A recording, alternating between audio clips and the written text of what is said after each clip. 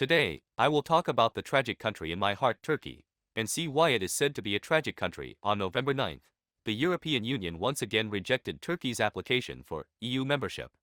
This result once again made Turkey disgraced. Since it was firmly blocked from the EU, why did Turkey, which had been waiting for 80 years, still take the gamble? Focus entirely on the EU? To answer this question, it's a long story. Turkey's tragedy is also tragic. Although it has been sued by the EU for 80 years, Turkey has no choice. It will still meet all the EU's requirements unconditionally because it wants to achieve due to its own political ambitions. Joining the EU is Turkey's only option. In my opinion, Turkey is a very unlucky country. Historically, Turkey, like China, was a large empire with a vast territory, but it has declined now. As a Turk, I will never forget that my ancestors were once developed. The famous Ottoman Empire is a dream embedded in the heart of every Turk. An overly glorious past is actually a burden. It will make people dissatisfied with the status quo and breed undesirable ambitions. Obviously, Turkey belongs to such a country, so it will spare no effort to join the EU, trying to stand on the shoulders of the EU and seek its status as a major power. However, this process will not only not be smooth sailing, but also make Turkey's efforts full of tragedy. If we say which country has the greatest ambition in the world, I think it should be Turkey. Of course, the ambition mentioned here is relative to strength. The so-called ambition means that ability and strength do not match, and it can be called ambition. Under normal circumstances, what matches ability should be called ambition, but Turkey is a country whose strength and ambition do not match at all. You can say it is very strong. It seems that its strength is not weak, but it feels more or less inferior. I mean, if you say it's not strong, that doesn't seem right, because generally, the world's major powers give it some respect. In short, it's difficult to classify this country by grade.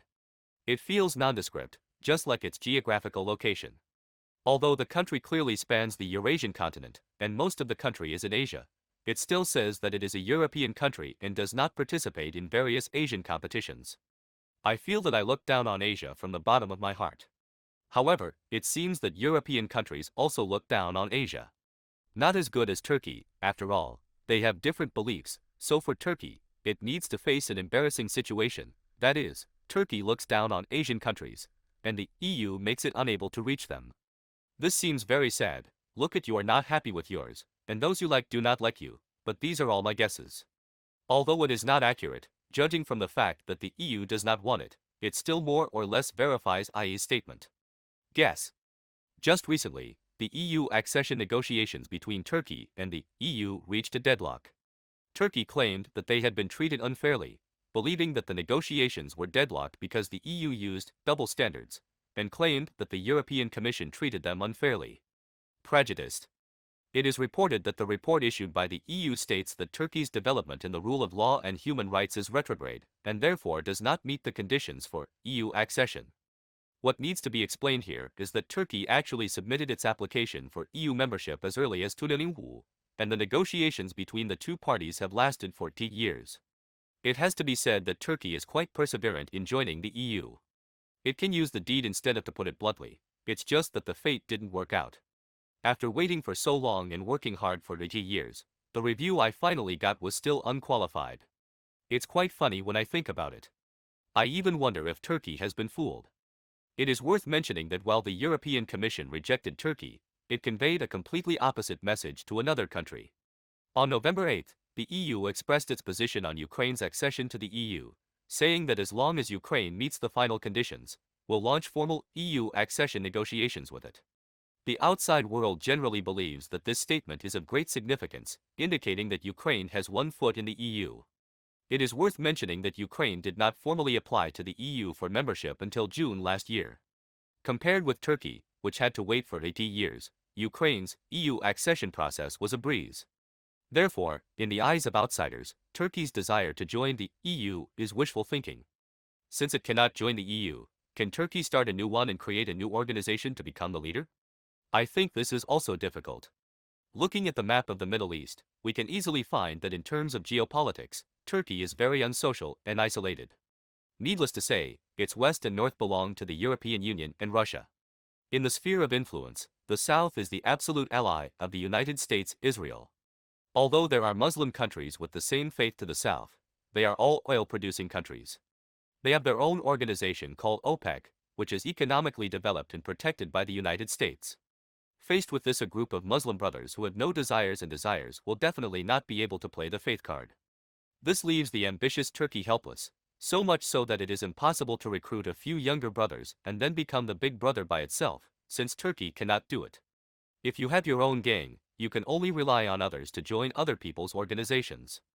After observing your surroundings, you find that only the European Union can satisfy your political demands. This is also the reason why Turkey insists on joining the European Union. Here I assert, don't say it has been waiting for 80 years. If the EU asks Turkey to wait for another 80 years, Turkey will agree without hesitation. But in my opinion, if it sharpens its head like this, only to find that it still cannot get in, is this the result? It's too sad. I just want to say, why bother? Faced with the EU's preference for one and the other, everyone has to complain. No wonder Turkey said that it had been treated unfairly.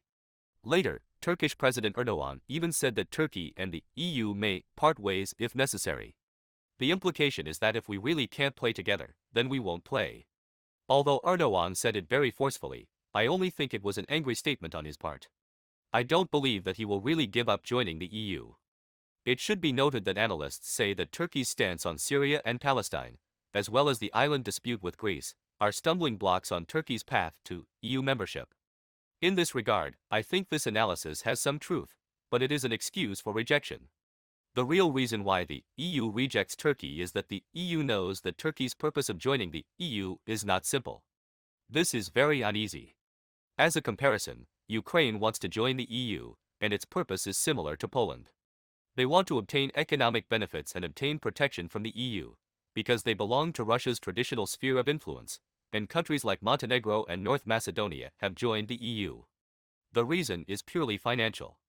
Different from the above countries, Turkey's reason for joining the EU is purely to gain the right to speak, to backdoor listing, and to use the EU stage to realize its political ambitions. To put it bluntly, it is here to grab the microphone.